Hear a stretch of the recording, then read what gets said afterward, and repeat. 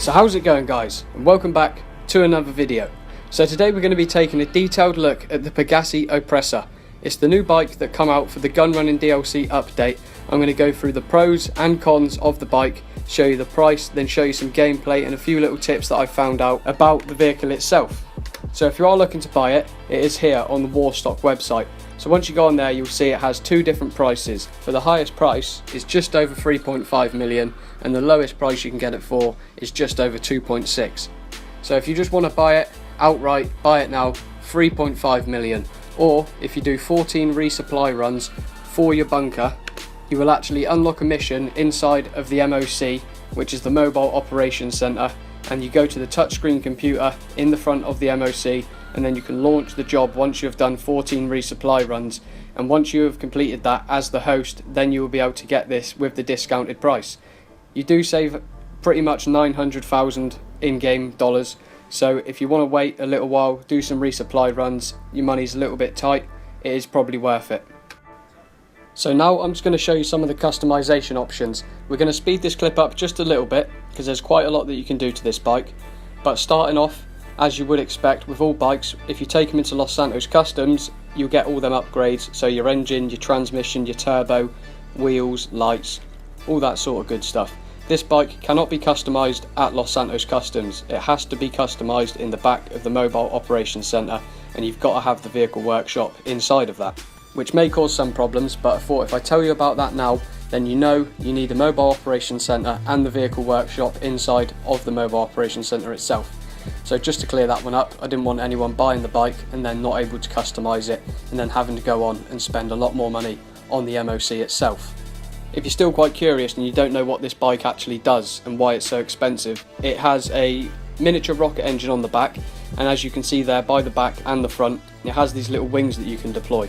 So you can use the rocket boost and then take off and literally fly quite far, and if you learn how to use the bike properly, you can swoop down, make your wheels just touch the floor, and that will recharge your boost, so then when you pull back up into the sky, hit that boost again and you can keep going. As you can see here with the liveries and the colour schemes you can put on it, it really does look nice and you can personalise it to how you like. There's not lots and lots of different minute little things that you can do, but you can make it look unique to how you like it. You start off with the stock weapons, which are just miniguns, as you can see me zooming in on here, but then once you do enough research and progress through the supply runs and then get your research levels up, you'll be able to unlock the missiles for this bike. And as you can see, there's only 4 missiles on the front, but what I want to clear up before you buy it, just in case you're curious, you don't get 4 missiles, you get 20. So for example, with the Ruiner 2000, the special vehicle that came in a while back, you only get 8 rockets. With this bike, you get 20. So there's a big difference there, and it's not badly priced compared to the Ruiner. It's a little bit cheaper than what you'd pay for the Ruiner 2000. They're pretty much homing launchers, so they do lock on. They are more powerful than homing launchers. They have a little bit less range, but their lock on and response rate is absolutely insane. They can pretty much turn back on a hairpin and still chase jets that have just flew past you. I've pretty much done dogfights in the sky with this bike against people in Hydras and won. So that goes to show that this bike is up there with one of the best vehicles, if not the best vehicle in the game, in my opinion. So it may not be the best looking bike, but I don't really think that's an issue, because the majority of the time no one's going to see you and you're looking at it from the back, which always looks nice. Motorbikes with a rocket engine and wings, that looks absolutely amazing.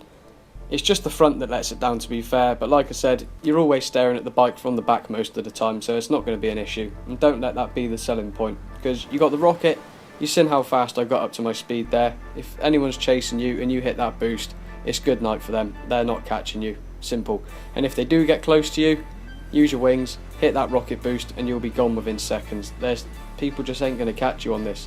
If they're locking onto you with homing launchers, no worries. Hit that boost again, do a few twists and turns, and pretty much 90% of the time you're going to evade that homing launcher.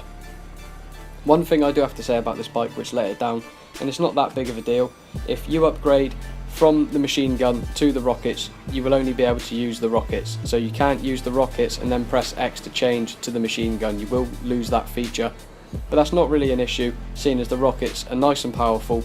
And in a second here, I'm going to show you a little tip on how to pretty, not get unlimited rockets, but it is pretty much get unlimited rockets without having to destroy the bike and then recall it back in. So we get to that in a second. Just going to fly about, show you one or two more little things here, show you how powerful these rockets on the bike are. Their lock-on feature, as you can see, that guy was pretty much behind a brick wall. It still managed to get round. Now we're up in the sky. I know there's a police chopper coming for me, so I'm going to hit that boost, bank round to the left, and as you can see here, he's quite far away. It locks on, just fire two to be safe, and they pretty much went directly down and absolutely took that chopper out of the sky, no problem. So that's one thing that really made it worth buying, is when I realised how powerful these rockets are. They're identical to the ones on the Ruiner. They're better than the rockets that you'll get on your Buzzard and your Hydra. They have a little bit less range, so you won't be able to lock onto targets as far away as what you can with them, but it doesn't matter because when they respond and turn back that fast, there's no problem. So here you can see I'm going to fire all my rockets just to show you this little tip that I was on about. Earlier on I said that you get 20 rockets and then you run out. So once you fired them 20 rockets, you can't use any more until you get the bike back. But a little tip, if you're in the motorcycle club, you know you can just get your interaction menu up and then return your personal vehicle to storage and then recall it back in instantly. It takes about 5 seconds to respawn. So what you want to do here, I tried jumping down to recall it in and I absolutely failed, but what you want to do is just move away from your bike or get off your bike, return it to personal storage and then recall it back in instantly. Like I said, it only takes a few seconds, so then by the time your bike has actually respawned back in, it will respawn with 20 more rockets, which is really good. So if you've got people around you, if you're in quite an intense situation, as you can see here, I've got my rockets back. If you've got people around you and you need to fight them, just hide, return it to your storage, call it back in, and you'll be good to go with 20 more rockets. Things like the Ruiner 2000 with the rockets, you can't really do that because you don't have the option to return it and then instantly call it back in.